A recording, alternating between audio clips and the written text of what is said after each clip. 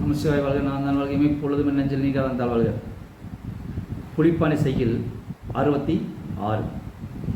தேசாந்திரம் போகுது, பரதேசம் போகிறத பற்றி பாடியிருக்கார் புலிப்பாணி. பட்டியலத்தார் மட்டும்தான் பரதேசம் போவாரா? எப்படி போயிருக்காரு?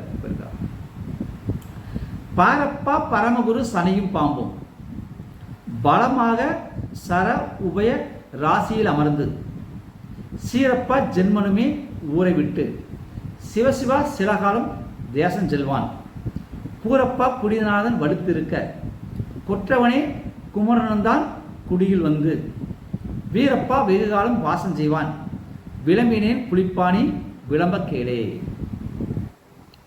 தேசாந்திரம் போனாலும் மீண்டும் வந்து வாழ்வானா வாழ மாட்டானா அப்படிங்கிற புலிப்பாணியார் சொல்லியிருக்காரு. பாரப்பா தேவகுரு என்று சொல்லப்படுகிற குரு சனி ராகு கேது பலமாக சர உபய ராசிகளில் அமர்ந்திருந்தால் அச்சாதகன் தன் ஊரை விட்டு சிவன் அருளால் சில காலம் வேறு ஊருக்கு செல்வான். வெளியூர், வெளி மாநிலம், வெளிநாடு செல்வான்.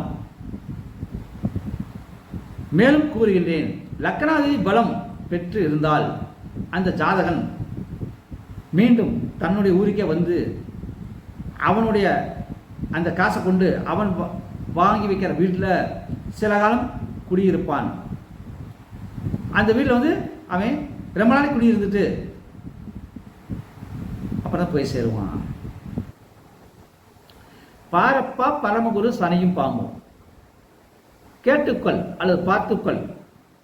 பரமகுரு என்று சொல்லப்படக்கூடிய தேவகுரு என்று சொல்லப்படக்கூடிய குரு பகவானும் சனியும் பாம்புகள் என்று சொல்லக்கூடிய ராகு கேதுவும் பலமாக சர உபய ராசியில் அமர்ந்து அவங்க பலமாக இருக்கணும். அப்போ ராகுவோ சனியோ குருவோ கேதுவோ கெட்டிருக்கக்கூடாது. நிற்க சர உபயராசி எங்கிருந்தாலும் சீரப்பா ஜென்மனுமே ஊரை விட்டு அந்த ஜாதகன் சில காலம் சிவசிவா சில காலம் தேசம் செல்வான். அந்த ஜாதகன் சில காலம் ஊரை விட்டு வெளியூருக்கு போவேன், வெளி மாநிலத்துக்கு போவேன், வெளிநாட்டுக்கு போவான். கூரப்பா குடிநாதன் வலுத்து நிற்க. மீண்டும் சொல்கிறேன் கேட்டுக்கொள்.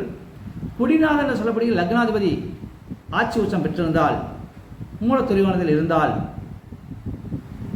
கொற்றவனே குமரன் தான் குடியில் வந்து அந்த ஜாதகன் மீண்டும் அந்த ஊருக்கு வந்து அவன் வீட்டில் வீரப்பா வெகு காலம் வாசம் செய்யலாம். அந்த வீட்டில் வெகு காலம் குடியிருப்பான். விளம்பினேன் புலிப்பாணி விளம்ப கேளே. அந்த ஜாதகன் மீண்டும் அந்த ஊரை வந்து அவங்க வீட்டில் வெகு காலம் வசிச்சிருப்பான், வாழ்வான் அப்படிங்கிற. பாரப்பா பரமகுரு சனியும் பாம்பும் பலமாக சர உபய ராசியில் அமர்ந்து சீரப்பா ஜென்மனுமே ஊரை விட்டு சிவசிவா சிவகாலம் தேசம் செல்வான். கூரப்பா குடிநாதன் வலுத்திருக்க கொற்றவனே குமரன் தான் குடியில் வந்து சீரப்பா வெகு காலம் வாசம் செய்வான். விளம்பினேன் புலிப்பாணி விளம்ப கேளே.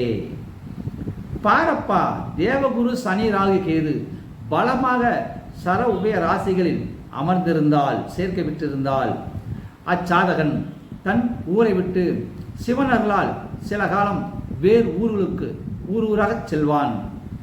வெளியூர், வெளி மாநிலம், வெளிநாடு கூட போவான். இருந்தாலும் லக்னாதிபதி ஆட்சி உச்சம் பெற்றிருந்தாலும் லக்னாதிபதி மூலத்தெளிவானது இருந்தாலும் லக்னாதிபதி பலம் பெற்றிருக்க அந்த ஜாதகன் தான் பிறந்த ஊருக்கு மீண்டும் வருவான். வந்து அந்த அவன் சம்பாதிச்ச காசில் கட்டின வீட்டில் வெகு காலம் வாசம் செய்வான் அப்படிங்கிறார். அப்போ பூர்வீகத்தை விட்டு போனாலும் மீண்டும் அங்கே வந்து அதை செட் பண்ணிட்டு இவன் நல்லா இருப்பானாம். இந்த மாதிரி அமைப்பு இருந்தால் பெரும்பாலும் சனி ராகு கேது செவ்வாயை நம்ம புலிப்பாணியார் பட்டை கலப்பரமாக சொல்லியிருக்காரு. அப்போ சனி ராகு செவ்வாய் கர்ம கிரகங்கிறத புலிப்பாணியும் மறைமுகமாக நமக்கு உணர்த்தி இருக்கிறார். பாரப்பா தேவகுரு சனி ராகு கேது பலமாக சர உபய ராசியில் அமர்ந்தால் அஜாதகன் தன் ஊரை விட்டு சிவனர்களால் சில காலம் வெளியூர் செல்வான். வெளியூர், வெளி மாநிலம், வெளிநாடு சென்று விட்டு மீண்டும் அந்த ஊருக்கு வரணும்னா லக்னாதிபதி பலமாக இருந்தால் அந்த ஊரில் வந்து இருப்பான். இல்லையா அங்கிட்ட சுற்றி உனக்கெல்லாம் போயிடுவான். அதான் தேசாந்திரம் போகுதலை பற்றி புலிப்பாணி 66வது பாட்டில் அட்டகாசப்படுத்தியிருக்கார்.